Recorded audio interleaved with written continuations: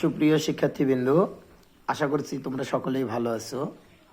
আজকে আমি তোমাদের সামনে আইসিটি পঞ্চম অধ্যায়ের আলোচনা করব। সেটা হলো প্রোগ্রামিং ল্যাঙ্গুয়েজ থেকে। প্রোগ্রামিং ল্যাঙ্গুয়েজে আমাদের পরীক্ষার মধ্যে যা শিখতে হয় বা করতে হয় গাণিতিকে, তা হচ্ছে অ্যালগরিদম এবং ফ্লোচার্ট। তো তোমরা নিশ্চয়ই জানো যে অ্যালগরিদম কাকে বলে। তারপরেও আমি তোমাদের একটু বলছি। অ্যালগরিদম হচ্ছে মূলত কোনো কাজ বা কোনো কর্ম পরিকল্পনা আমরা যা গ্রহণ করব, সেই কর্ম পরিকল্পনাটাকে যদি আমরা ধাপে ধাপে উপস্থাপন করি বা স্টেপ বাই স্টেপ উপস্থাপন করি, তবেই তাকে আমরা অ্যালগরিদম বলবো। যেমন অ্যালগরিদমের সংজ্ঞাটা তবু আমি লিখেছি যে কোনো কর্ম পরিকল্পনাকে ধাপে ধাপে উপস্থাপন করা হলে তাকে অ্যালগরিদম বলে। আর ফ্লোচার্টে বলছে ফ্লোচার্ট যেটাকে আমরা প্রবাহ চিত্র বলি। তো ফ্লোচার্ট হচ্ছে কোনো কর্ম পরিকল্পনাটাকে যদি আমরা ধাপে ধাপে চিত্রের মাধ্যমে, কিসের মাধ্যমে, যে যদি আমরা চিত্রের মাধ্যমে উপস্থাপন করি, চিত্রের মাধ্যমে উপস্থাপন করা হলে তাকে আমরা ফ্লোচার্ট বা প্রবাহ চিত্র বলবো।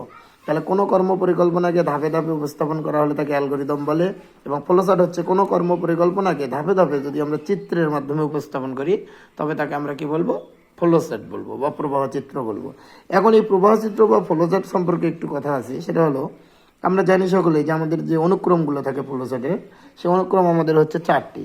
তো আমরা 4টি অনুক্রমের আজকে একটি অনুক্রম নিয়ে আলোচনা করব। সেটা হচ্ছে সরল অনুক্রম। সরল অনুক্রম। তাহলে সরল অনুক্রমটা কি, বা সরল অনুক্রমে ফ্লোচার্টটা কিভাবে করতে হয়, অর্থাৎ এর একটা গঠন আছে সরল অনুক্রমের। সেটা হলো, আমরা সরল অনুক্রমে সর্বপ্রথম আমরা লিখবো স্টার্ট, START, স্টার্ট, এবং এই বৃত্তটা এইরকমই হবে।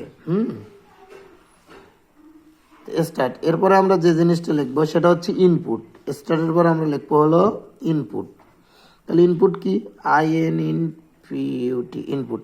ইনপুটটা আবার এই সামান্তরিক ঘরের মতো করে দিতে হবে, গাণিতিক আমরা যা শিখি। এবং স্টারের পর ইনপুট দিতে হবে। ইনপুটের পর আমাদের আসবে প্রসেস।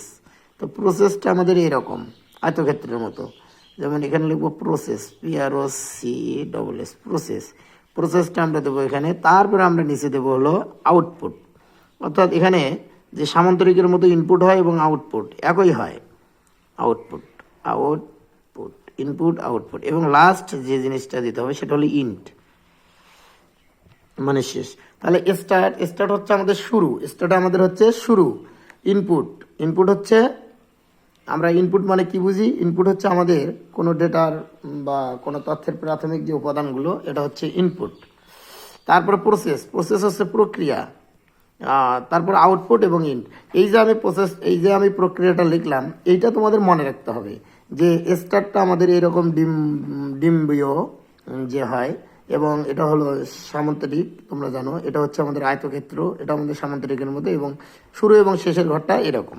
তো আমরা চিত্রটা এইভাবে অ্যাড করবো, এবং এই স্টেপগুলো আমরা মনে রাখবো যে প্রথমে স্টার্ট, তারপরে ইনপুট, তারপরে প্রসেস, তারপরে আউটপুট, তারপরে ইন্ট। এইভাবে আমরা সরল অনুক্রমে যে কোনো ফ্লোচার্ট আসলে আমরা করে দেবো আর কি। তো সরল অনুক্রমে আমরা যে ফ্লোচার্টগুলো গঠন করি সেগুলো আমরা পরের ক্লাসে দেখব। তো প্রথমত তোমাদের আমি যা জানালাম সেটা হলো যে আমরা যদি কোনো কর্মপরিকল্পনা ধাপে ধাপে উপস্থাপন করি, তবে তাকে অ্যালগরিদম বলবা। এবং ফ্লোচার্ট হচ্ছে এই কর্মপরিকল্পনাটাকেই যদি তোমরা চিত্রের মাধ্যমে তুলে ধরলে এটাকে আমরা বলবো ফ্লোচার্ট কিংবা প্রবাহ চিত্র। যাই হোক, প্রিয় শিক্ষার্থীবৃন্দ, আজকে আমি তোমাদের এই অ্যালগরিদম এবং ফ্লোচার্ট সম্পর্কে ধারণা দিলাম, এবং পরবর্তী ক্লাসে আমি তোমাদের অ্যালগরিদম এবং ফ্লোচার্ট তৈরি করা শেখাবো আর কি। যাই হোক, সে পর্যন্ত সকলে ভালো থেকো, সুস্থ থেকো, এবং নিজের শরীরের যত্ন রেখো। এবং আমার চ্যানেলে যারা নতুন, তারা আমার চ্যানেলটিকে সাবস্ক্রাইব করবে। আর যারা আমাদের চ্যানেলে আগে থেকেই আসো, তাদেরকে অসংখ্য ধন্যবাদ। তারা আমার চ্যানেলটিকে বেশি বেশি করে দেখবে এবং নানা রকম মতামত প্রদান করবে। তাহলে আমি উপকৃত হব এবং নতুন ভিডিও বানানোর জন্য আমি উৎসাহ পাবো। সে পর্যন্ত সবাই ভালো থাকুন। ধন্যবাদ।